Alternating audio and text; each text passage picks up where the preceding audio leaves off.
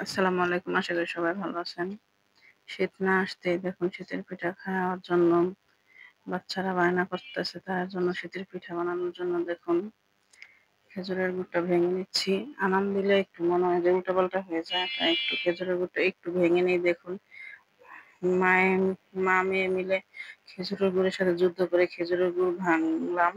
দেখুন এখন এই ইলেকট্রিক চুলাটাতে এই ফার্স্ট টাইম শীতের পিঠা বানালাম। পিঠা রান্না করলাম দেখুন। কিছুটা পানি দিয়ে পানিটা একটু ভালো করে ফুটিয়ে নিব। যেহেতু এখানে আমি পিঠা ভিজাবো।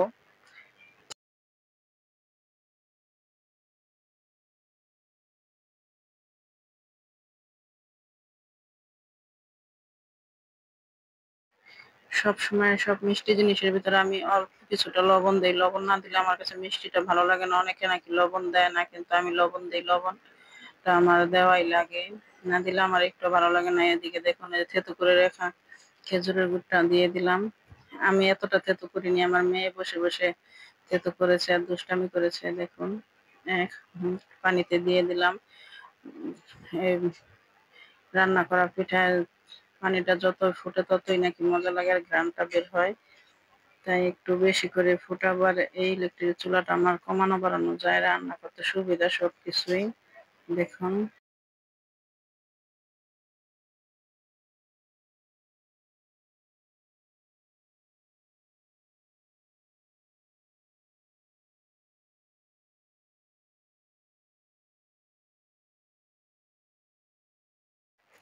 বেশ কিছুক্ষণ জাল করে নেওয়ার পরে এখন দেখা যাচ্ছে ঘ্রাণটা ভালোভাবে উঠেছে। এখন আমি একে একে পিঠাগুলো দিয়ে দিব। দেখুন কিনা পিঠা বা হাতে বানাইনি, কিনা পিঠা দিয়ে ভিজা পিঠাটা রান্না করি সাধারণত সব সময়। দেখুন একে একে সবগুলো পিঠা আমি দিয়ে দিচ্ছি।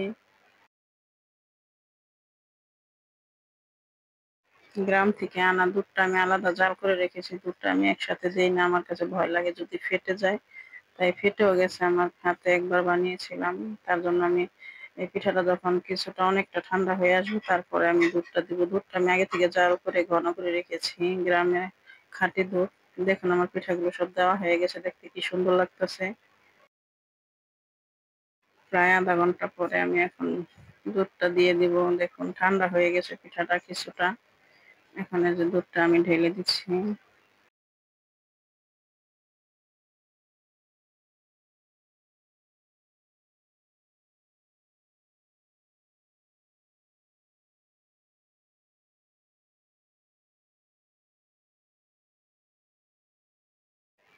এই পিঠাটায় অনেকে নারকেল দেয়, কিন্তু আমি নারকেল দিই না। নারকেলটা আমার কাছে দিলে ভালো লাগে না। আমি তাই নারকেলটা আমি দেই না। কোনো সময় আমি এই পিঠায় নারকেলটা দেই না।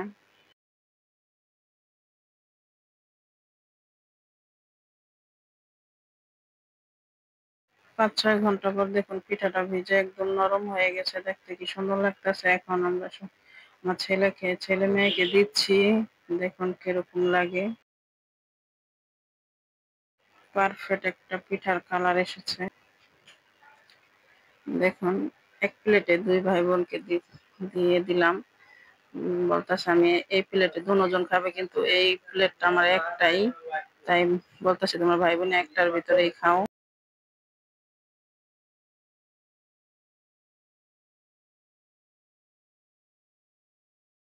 দেখুন পিঠাটা কতটা সফট হয়েছে। এটা ধরলে বোঝা যায় যে চামিচ দিয়ে দেওয়ার আগেই ভেঙে যাচ্ছে।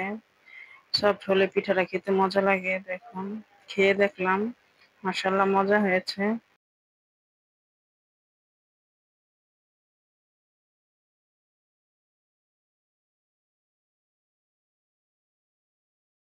ধন্যবাদ সবাইকে আমাদের ভিডিওটি দেখার জন্য।